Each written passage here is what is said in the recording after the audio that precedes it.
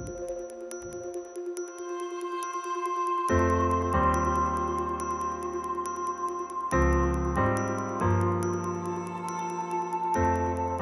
would like to welcome you all in Athens and in the second European Value Investing Conference, organized by my friend George Chryssikos. Dear George, thank you for the great honor to invite me as a keynote speaker. It's a great event. I believe it is very important for professionals around the world to pass their experience into the next generation of value investors. When George phoned me a couple of months ago, asking me to come here today and be the keynote speaker, I, of course, responded yes to him. We have a long-standing friendship with George. I've met him through Keynote in Toronto a decade ago, and I had the pleasure also to participate in one of his value investing conference events held in Toronto, concurrently with the AGM of Fairfax Financial Group. Although I said yes, I didn't know what to talk about, because you are professionals, you're very familiar with the principles of value investing. But I thought at the end that it would be a great story to share with you the Grivalia story, which I think it's a real value investing story, both from an investor point of view, but also from the way Grivalia was conducting its investment program. I have prepared a short presentation to share with you. But before entering into the slides that contain more of financial performance and numbers, I would like to tell you the story and to leave plenty of time in order to have a Q&A session and open discussion. Most of you who are from Greece, the Greek audience, I've heard pieces of this story, but I don't think everybody knows the full picture. Grivalia used to be named Eurobank Properties. It was a real estate investment company, a REIT, the result of a carve-out of Eurobank's real estate. At the beginning, the portfolio had only Eurobank assets, mainly Eurobank offices and a number of retail branches. Eurobank Properties became a public company in April 2006, raising 80 million euros, and the market value of the company back then was roughly 350 million euros, including the funds raised. It was a time when Eurobank's market cap was over 12 billion euros. So compared to Eurobank Properties was a very small part of its balance sheet. We were below 3% of the market value of Eurobank. End of 2007, after deploying the IPO proceeds, we also did a very successful capital increase by raising another 320 million, with a strategy back then to invest with additional financing to execute the pipeline that has been already identified north of $500 million. At the beginning of 2018, there was a milestone change on the management team of Eurobank Properties. New people, including myself, took control of the company. There was a new board of directors elected, and the team was mandated by Eurobank to make everything in order to increase the value of this company. I was fortunate to agree with Eurobank and the head of Eurobank Properties back then, the deputy CEO of the bank, Nicholas Karamozis, to let me run the company in a way to maximize the share value of Eurobank Properties. Eurobank Properties back then had a number of conflicts with the bank. Eurobank was the largest shareholder, 55%. It was the largest tenant, 80% of the rents were paid by Eurobank. And also, Eurobank Real Estate Division was providing services to us. So obviously, if you want to attract institutional investors, you have to have proper corporate governance, you have to eliminate any potential conflict of interest, etc., etc. So the management, under the guidance of the board of directors,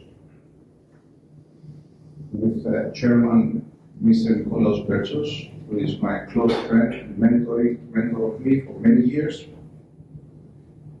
We have also our professor here, George, who was elected a member of the board. He knows the story inside out.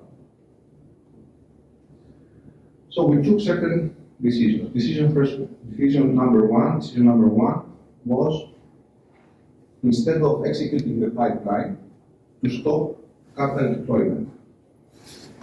And also, instead of investing into real estate, preserve the capital. We had a long strategy day. I remember inviting also chief economists, Greeks. And after this session, we had concluded that it wasn't the time to deploy capital. We have seen what was happening in the US market, and we strongly believe that the impact will follow in Europe and eventually into our country. That was a bold contrarian decision, because back then everybody was investing in European real estate, everybody was investing in Greek real estate, and also with excessive leverage. The second decision was to divest most of our bank branches portfolio. So not only we didn't invest, but we decided to divest. Why did we decide to do that? Because we had a strong view that going forward, there was going to be a main banking consolidation. Today in Greece, we have 4 systemic banks. In 2008, we had more than 20. I can really start naming the banks, but we really had too many banks. The way banking was developed in Greece was mainly through retail, and a huge number of retail branches, bank branches, multiplied by 20, it means that there is a product that, in a case of a consolidation in the industry, in a heavy consolidation, these bank branches will become obsolete. So we had a very strong view of what was about to happen. We started divesting, and one by one, bank branches. And we did that very successfully to investors or high net worth individuals, but had no idea what was coming. We were selling bank branches yields below 6%. All this exercise led to a realized gain for us north of 30% in terms of IRR. Decision number 3 was to focus on the corporate governance by eliminating all conflicts of interest, making sure that anything related with Eurobank is happening on an arm's length basis. Since, as I told you, Eurobank wasn't only major shareholder, controlling shareholder, was the body that was approving our bonuses. It was also the biggest tenant, etc., etc. Decision number 4 was to streamline our operations and build up our management team and our in-house capabilities. Decision number 5, also very important, change the investment process by implementing concepts like replacement value, discount to book, heavy due diligence, etc. And finally, we've adopted a wait-and-see strategy. You all are aware that maybe the greatest lesson learned from value investors is to be patient. You don't need to hurry. As you all know, the crisis came into our country in 2009, and we entered into a long recession, the deepest seen in the history of the recessions. Very quickly, a dramatic drop across all sectors in the Athens Stock Exchange, a dramatic drop in values across all industries, and a rapidly increasing country risk. Despite the fact that we have taken, I believe, all the right decisions back in 2008, despite the fact that we have kept our liquidity and normal cash balances like the Holy Grail, the company started to trade at a huge discount to book, in sometimes almost 70%. There was a point in time in 2011 when, with a 400 million portfolio and 300 million in cash, our market cap was slightly above 200 million. So we were trading at a discount to cash. Even if our cash was outside the perimeter of the country risk and was earning a very nice interest. So obviously this discount started attracting value investors across the globe, with the leading one being Grivalia and Fairfax. We tried during the very turbulent times to communicate our story and what we are doing all over the world. And we were participating in many one-on-ones and presentations, roadshows, etc. I've never met or heard about Fairfax. I was also very young. Suddenly one day, a friend of mine from Barclays Capital, Friday, is calling me and said, we are hosting Fairfax in Greece for a couple of days, and Prem and his team would love to meet you. I said, okay, no problem. Who is this guy? So he explained the story, and then I Googled him, so I said, well, obviously, I want to meet him there. What time? Monday, 7:30 in the morning. Wow. I had never had a meeting with an investor at 7:30 in the morning. I woke up early, went to our offices. I was only by myself. Nobody, I couldn't invite someone else to participate. And we sat down. It was supposed to last an hour. We had a round of meetings with Minister of Finance, Prime Ministers, etc. During the discussion, time was passing like very fast. We had a very lengthy discussion. He missed most of his meetings. And after that meeting, Fred came along with my friend Wade Barton, who is now the Chief Investment Officer of Fairfax, and others, very senior people in Fairfax. And after this meeting, we were convinced that we should do things together. And this is when it all started. An amazing journey began, and a very long-standing friendship and partnership. In that meeting that took place in 2010, Fred asked me whether it's a good time to invest in Eurobank properties. My answer was no. Despite all the good things that we had as a company, we had a view that there's going to be further blood in the upcoming months. And this has happened. And as I told you, we reached the peak of our discount after a year. And this is when Fairfax started investing in Eurobank holdings.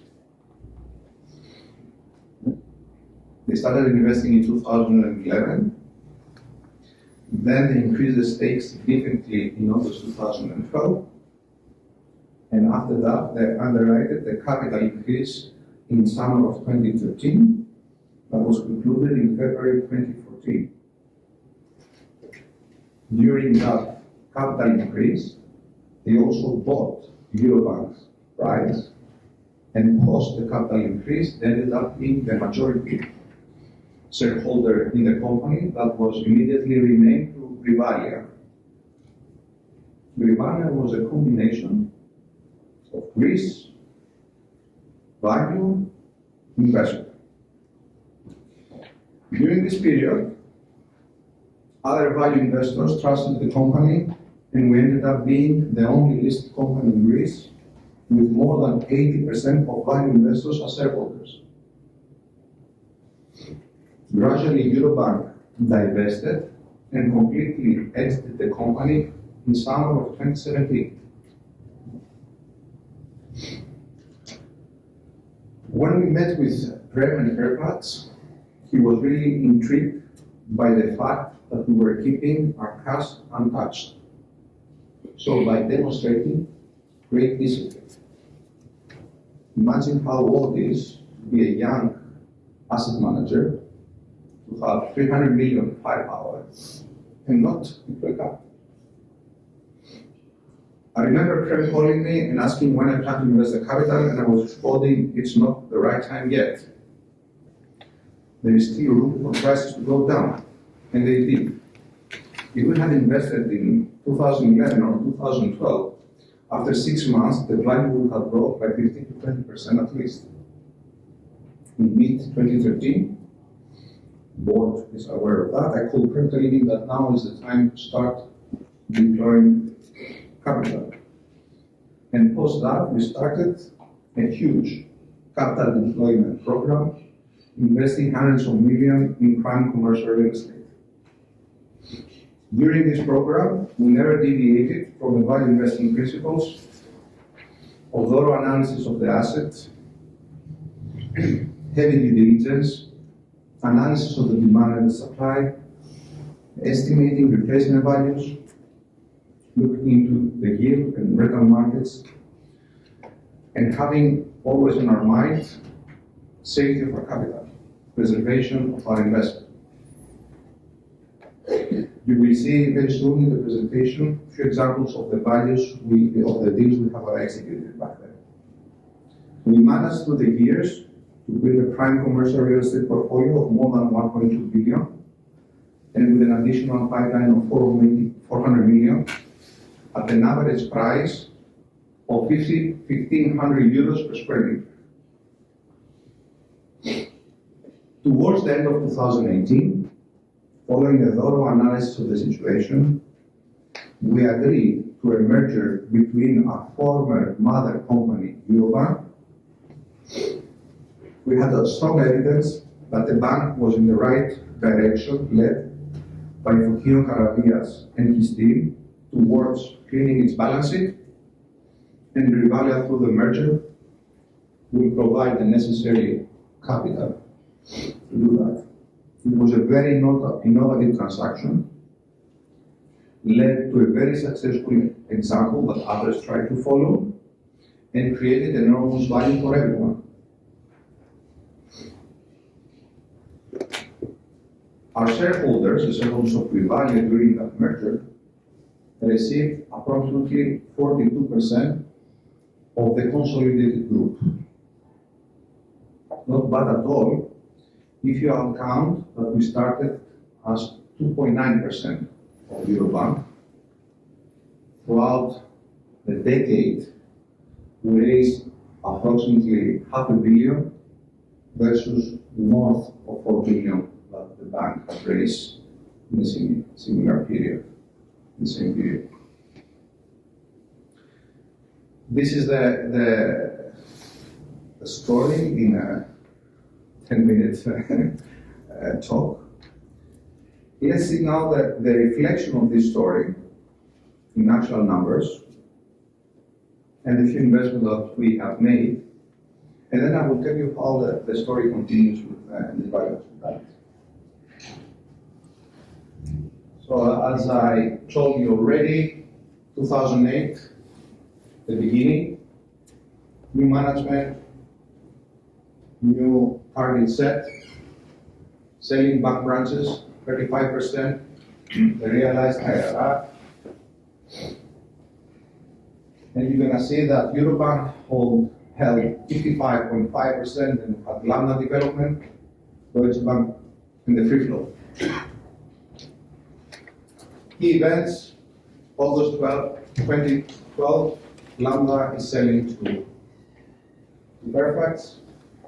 Then they acquired the stake of Deutsche Bank.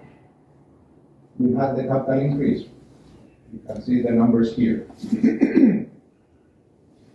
Then some other transactions that took place. May 2014, Eurobank sold Wellington. Brandes acquired 5% from other investors, and as I told you, in the summer of 2017, Bank exited Grivalia. This is the basic terms of the merger.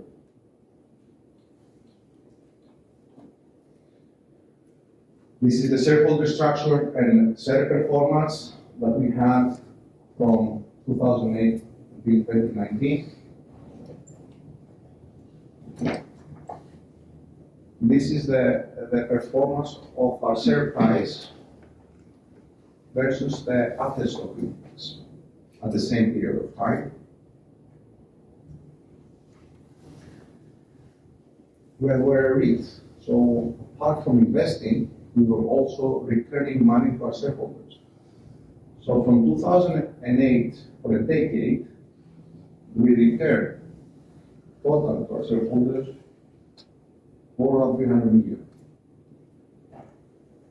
Because of the taxation, that was also tax-free money. Let's see now the actual numbers of Fairfax. In total, from 2011 until 2017, Fairfax invested 312.8 million euros. They received in the same period dividends and capital returns of 83.5 million. Post-merger, Eurobank reached and climbed over €1 per share, and before the war, Eurobank had a market share price of more than 1.10. I mean, the peak was 115, 116. If you do the math, the value of Fairfax before the war in Ukraine, of the stocks that they had from the Grivalia, was worth 970 million. So a 312 million investment that received throughout the period 83.5 million euros was worth also 970 million just before the war. So for Fairfax, the internal rate of return over plus 20%. And for a value investor to achieve this type of returns, not only during a short period of time, 2 or 3 years, but over the long run, over 5 years, 7 years, 8 years, it's a great achievement. Few examples of major investments we did the last decade. And as you can see, we are always counting the IRR on unlevered basis. The capital structure, it's irrelevant. Someone might leverage here more, less, etc. In every acquisition, we were looking to buy at a discount to replacement value. That's a metric that we use in real estate investments.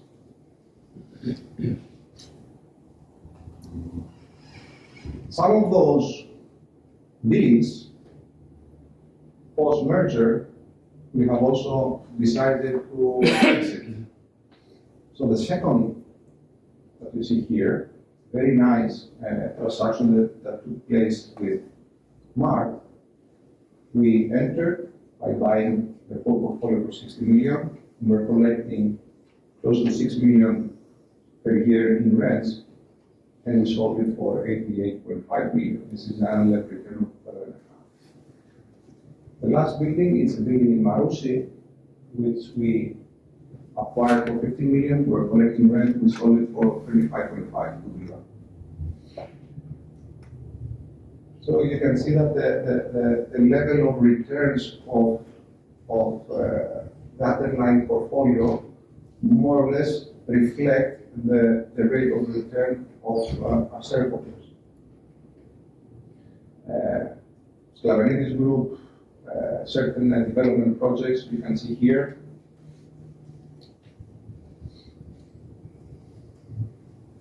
Logistics, 35% return. Our development in Piraeus, the ex-Papastratos building, it's a 20% return investment. And last but not least, the former Grivalia building, which is an investment that is generating 40% returns. As I told you, the story of Grivalia continues post the merger. During 2015 and 2016, we decided that we have to go into the ultra high-end niche sector of hotels in Greece. The idea and the concept is very logical. We believe that our country is an amazing touristic destination, all-year destination, not only for the summer. We have a number of beautiful islands, amazing mainland. We are heavily depending on tourism. Tourism is the biggest industry in Greece. Despite having all these amazing destinations and locations, we didn't have the ultra high-end brands operating in our country. The whole model of tourism in the hotels was developed in the past mainly from families building traditional hotels, building with many rooms, etc. Some of them are classified as 5-star, but they cannot compare with the 5 stars that are out there in the world. And we didn't have the big names. We didn't have Amman, we didn't have One and Only, we didn't have Six Senses, we didn't have Four Seasons, we didn't have Mandarin. Why not? So we decided that we should penetrate this market and create the product for those guys to come in. And this is the concept behind the Grivalia hospitality. We are doing that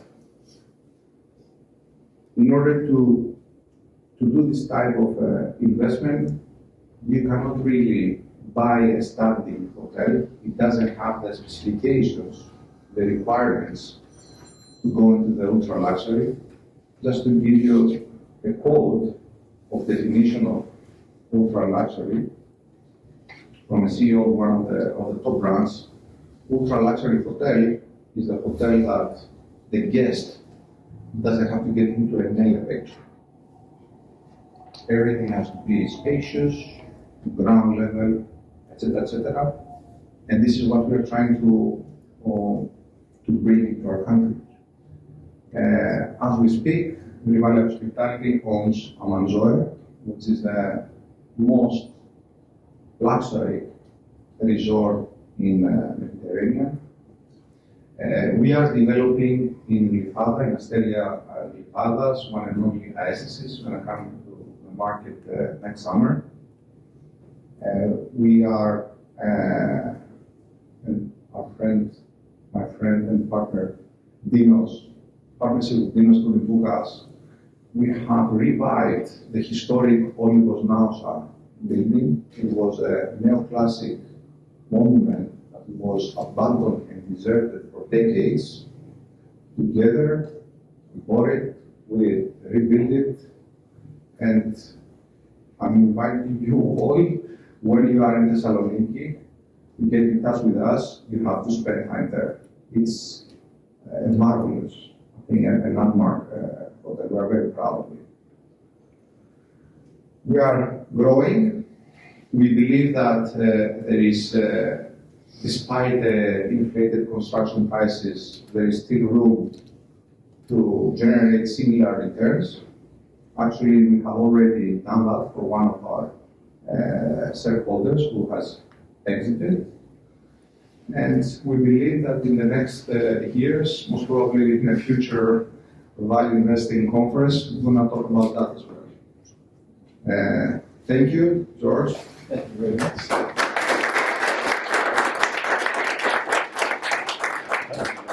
I'd like to open it now to questions to George. I've got for 20 minutes for Q&A. So please raise your hand and I'll call upon you. For Javier, please stand up. Javier is the most passionate value investor. Oh, no.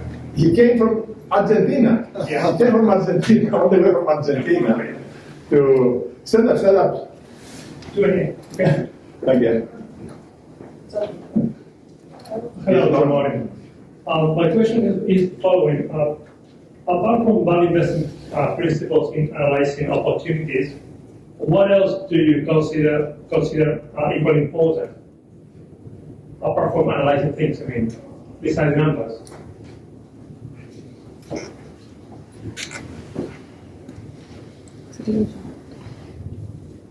It was mentioned by George in his opening speech that people in management is also very important. I totally agree that before going into the numbers, before looking into historical performances, balances, etc., is the part of due diligence of knowing the company, knowing who takes the decision, trying to understand, because mainly we're talking about listed companies, the role of the board, the governance processes within the organization. Sit down and speak, talk with them. From an 1 hour meeting or 2 hour meeting, you can really extract a lot of valuable information, not only about the company, but also for the personalities that run the company. And this is what everybody does. Whoever has invested in the past in Grivalia sat down with us. It wasn't just, nice discount and we buy 5%. They really had to learn about us. Something that Peter said when Prem decided to go ballistically with Grivalia, he asked me whether I feel comfortable to run a due diligence check on me. So I had people for 2 months checking my background, my history, my family, everything, my accounts, everything. I'm not saying go into that heavy process, but at least meet with the team. The second, I would say, is look forward and not backwards. You might find a company with amazing historical performance, amazing balance sheet that trades also below intrinsic value, but it's in an industry that after 2 or 3 years is not going to be around. A disruptor might come and immediately kick you out. So you have to look ahead. You have to build your own scenarios about the evolution of the industry going forward. This is something that George described as qualitative analysis. Okay, thank you, George. One question? Yeah. Hi, I'm Alex Gilchrist. I'm Manual of Ideas, so we're value investing publication. It was very, very interesting to hear what you said, and you mentioned replacement cost came up, and there were kind of yields which were very interesting. And so my question is, going forwards in terms of what's happening at the moment, inflation is probably going to be increasing replacement costs, and as interest rates go up, that will probably expand yields. So what is your view on the Greek real estate market and different kinds of assets in it going forwards? Thank you.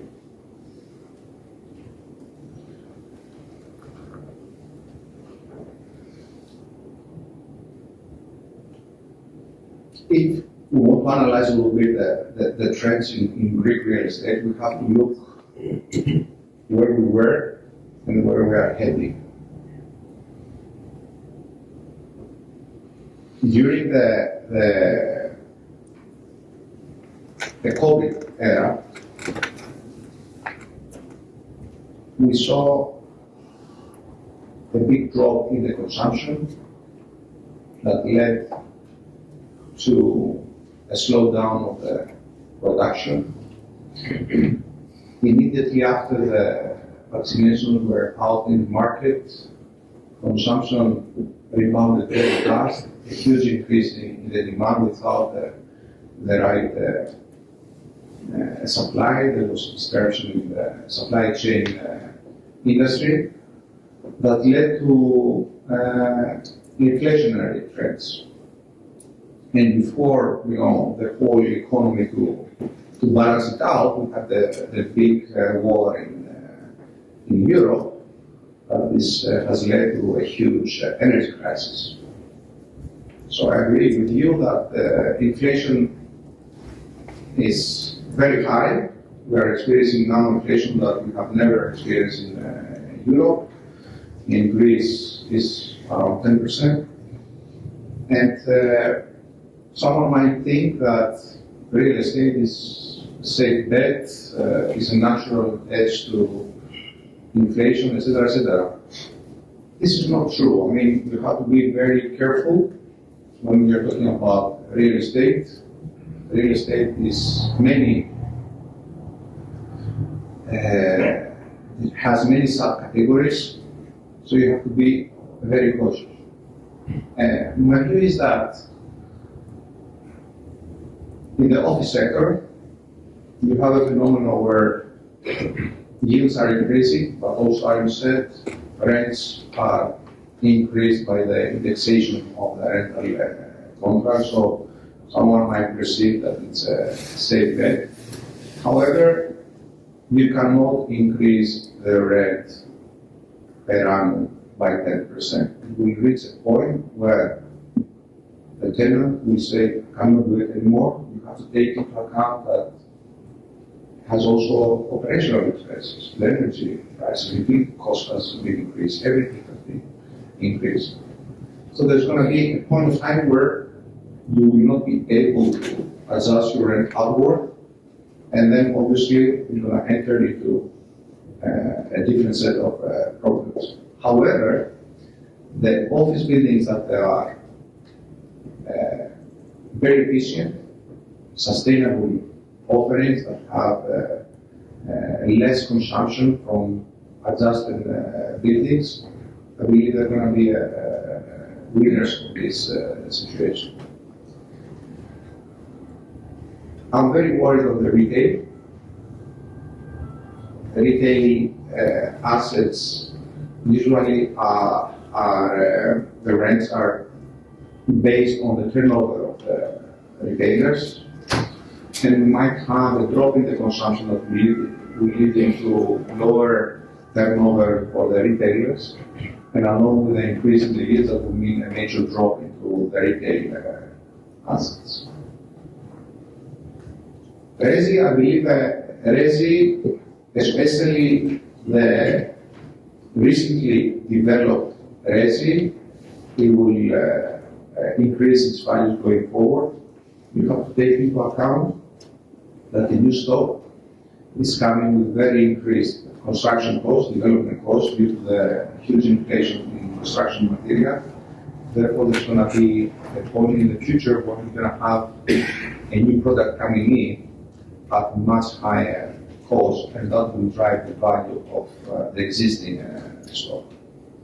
When you're looking about the real estate, you have to start from the demand and supply and how this is balanced, what type of shocks, inflation, drop in consumption, etc., distorts that balance, and you have to have a long-term view and your own scenarios.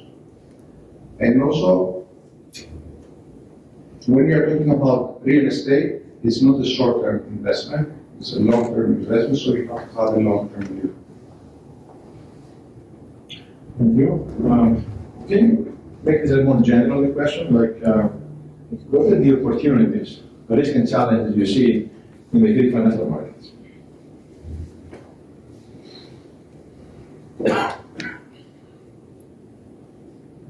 There was a time before the war that if you were asking me in which stock to invest, I would say, I don't see,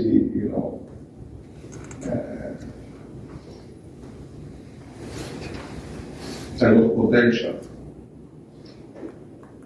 And I had yesterday a value investor in my office that we were chatting, and he's also investing in public equities. And I told him that whenever there is problem, it's the time to look into opportunities. There has been a big correction in the stock market across the world, US, Europe, similarly in Greece. There's going to be more pain in the upcoming months, but now it's the time to look into the Athens stock exchange again. Now, in terms of how the economy is going to do, we are now into untested territories, untested waters, so we cannot make any prediction. But Greece has certain advantages. First one is that we had exited a long year of recession, so already the pricing in Greece is still well below European average prices. We have a much healthier banking system now than before, and we have the big industry, tourism, who is doing phenomenally well. Obviously, with this type of inflation, with this type of energy prices, you cannot be very optimistic, but definitely as soon as things will normalize again, I believe that Greece will do fantastically well. Thank you. Okay, time for one more question because we're out of time. Javier? One more question. How did you learn to manage your own emotions when it comes to investing? I ask this because Argentina and Greece are very similar in a way that you tend to change regulation very easily and very quickly without knowing, and it's very difficult to have a long-term view in countries where things move very quickly in terms of regulation, increasing recessions. So the question is, how did you manage or learn to manage your emotions and attitudes when it comes to investing in general? We always have to apply safety and cautious measures, meaning that when we're talking about real estate, we have to have a long-term view. We also need to have a very strong stomach because there are ups and downs. Something that makes our life easier is doing the investment without excessive financing. Financing and over leverage can lead you to situations where you cannot really react. We have seen that happening in 2008, 2009. I'm worried that some of the investors that were so bullish in a couple of years ago and have invested with excessive financing due to the zero interest or negative interest environment, in a couple of months might be in problems. So we might see that happening again. When we invest, also getting personally attached with my investments, with my babies, the building, the hotels, etc. But having a business plan and an exit strategy always helps to overpass these emotions. This is what we did with Grivalia and the merger. We had an amazing company, leading listed REIT. When the time was right to agree on the merger, we did. Okay. Just one last question. Thank you. Over the last couple of years, George, we have seen a very big appetite from foreigners investing in our country. Thank you. What do you foresee for the future? I mean, somebody would claim that Greece is still cheap for the foreigners to buy. Somebody would also claim that if foreigners do not come, it might be expensive. So what's your view on that? Thank you. Well, first of all, we have to realize that those investors that are coming into our country have the luxury of going anywhere in the world. So, obviously, they came into our country for certain reasons. We were at a huge discount, as I told you, because of the recession. Everything was cheap. Resi in Greece was 2,000 euros per square meter versus 5,000 or 6,000 euros in other European countries. We were cheap. Second is that the country risk decreased significantly. There was a point of time when we were investing that GDPs were north of 10%. A few years ago, we were below 1%. Also, government and investor-friendly policies and, deleting the red tape for institutional investors to come into the country is also very important. And we have seen a lot of FDI in the last 3 years in our country across every sector, in real estate, in energy, in data centers, technology, everywhere. I don't know whether we're going to be cheap. We are still relatively cheap, as long as we follow the same tactics about managing the risk of our country and also welcoming FDI to our country. I think there is room for much more to come. Okay, you have a question, but he'll be short, okay? Because we're running out of time, yes. Good morning, sir. Good morning, sir. My name is Athens, and I would like to ask the following. We can see the last month that many central banks increased their basic rates. Many analysts have expressed concerns that these increases on the basic rates can create a new generation of non-performing expenditures.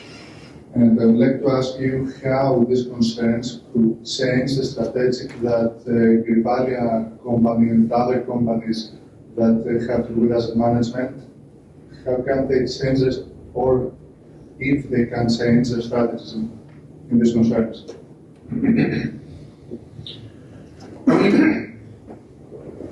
There was a reaction. In my view, it took them some time to realize that they have to increase the rate. I don't know whether this increase will stop. I think it's going to continue for the next months or so. And I'm 100% sure that will be sufficient to reduce the pressures of inflation. Because we still haven't solved the energy situation, which is what is going to be driving the cost of the production at higher levels. Obviously, through this strategy of increasing the rates, definitely there's going to be a slowdown in the inflation, because if we didn't have that, we would have experiencing even higher numbers. As I told you, my view is that consumption will decrease. Why is it going to decrease? Because household income is under pressure. Household costs are under pressure, and that will lead to less consumption. I don't know whether it's going to be a phenomenon for 6 months or a year or so, or more, depending on the economy. There is a possibility of showing some new NPE formation. Okay, I don't think it's going to be at the worrying level.